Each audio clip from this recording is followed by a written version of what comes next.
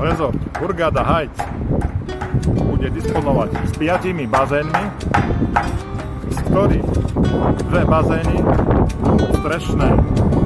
Tretí bazén bude vyhrievaný a ďalšie 2 budú detské. Ak si kúpite v tomto rezorte apartmán, v blízkosti máte verejné pláže El Samaka. Ak sa rozhodnete ísť z tohto rezortu na nejaké nákupy alebo ísť na pláž, je to všetko v blízkosti tohto rezortu. Po mojej pravej ruke je tu nákupné centrum. Za mnou sa presúvame, ako som už spomenul,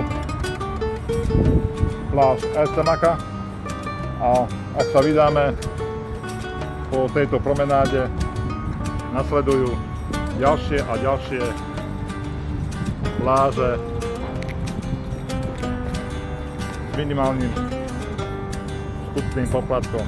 Taktiež je tam v blízkosti aj Carrefour, nákupné centrum, a oproti mne sa nachádza letisko. Rezort Hurghada Heights sa nachádza vo veľmi dobrej lokalite, nakoľko tu nájdete všetko potrebné pre váš život, ak sa rozhodnete tu bývať, alebo pre vašich klientov, ktorým dáte svoj apartmán do prenájmu. V tomto rezorte si môžete kúpiť štúdia,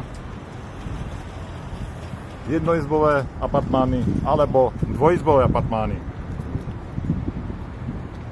Ceny začínajú od 29 000 eur.